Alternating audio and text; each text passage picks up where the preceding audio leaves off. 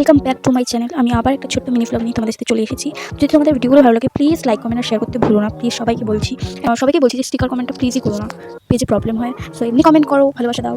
ঘুম থেকে উঠেই রান্নাঘরে যাওয়ার জন্য প্রস্তুত হয়ে নিলাম, চুল টুল বেঁধে নিলাম। এখন রান্নাঘরে যাব।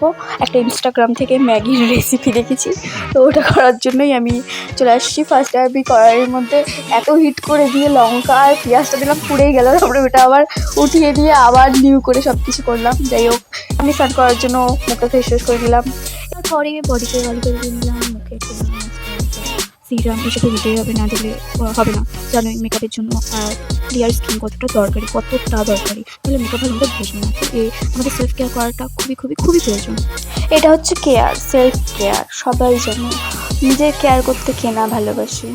এগুলো দিলেই তো মুখটা ক্লিন থাকবে আর মেকআপটা ভালো মতো বসবে খুব সুন্দরভাবে।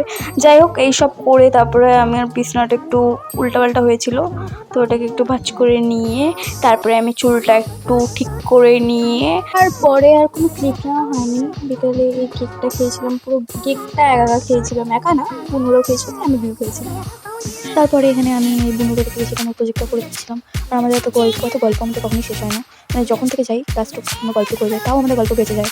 তারপরে বিকালে আমি একটু বেরিয়েছিলাম, এসে দেখি আমার বাবা চিকেন রান্না করছে, চিকেন লেগ পিস। শুধু চিকেন লেগ পিসগুলো কিনে নিয়ে চলে এসেছে, নিজে রান্না করে আমাদেরকে খাওয়াবে। যেন আমরা একটু তারিফ করি, তারিফ শুনতে খুব ভালোবাসে আমার বাবা। যাই হোক, তো বাবা এখানে রান্না করছিল, অলমোস্ট হয়েই গেছিলো, কেননা ভাত বেড়ে দিয়েছে মা, তোমরা দেখলেই তো। এই যেখানে বাবা বলছিল যে এটা আমার, এটা তোর, এটা বনুর, আর ছোট্ট ছোট পিসগুলো তোর মার। আমি বললাম কেন মার জন্য ছোট পিসগুলো কেন? বলে কি আরে তোর মা তো খেতে পারে না, তাই। এখন সবাই বলবে যে তোমার মা কেন খেতে পারবে না। আমার মার একটু শরীরটা খারাপ, আমার মার একটু প্রবলেম আছে, তাই ডাক্তার মানা করেছে। চিকেন মাটন এইসব তো একদমই খাওয়া যাবে না। আমার মা একটু এইসব খেতেই ভালোবাসতো, তারপরে চানাচুর, মানে সব ভাজা জিনিসপত্র, তারপরে রিচ এইসব একটু ভালোবাসতো। কিন্তু মা কিছু এখন খেতে পারে না, শুধু সেদ্ধ টাইপের সব কিছু খায়। তো যাই হোক, এটা আমার ফেভারিট ছিল, এই খাবারটা আমার সব থেকে বেশি ফেভারিট। মাটনের থেকেও আমার চিকেন খুব বেশি ভালো লাগে। তাই আমাদের বাড়িতে প্রায় সপ্তাহে সব দিনই বলতে গেলে চিকেনই থাকে বেশিরভাগ। তো ভিডিওটা ভালো লাগলে প্লিজ লাইক কমেন্ট আর শেয়ার করে দিও।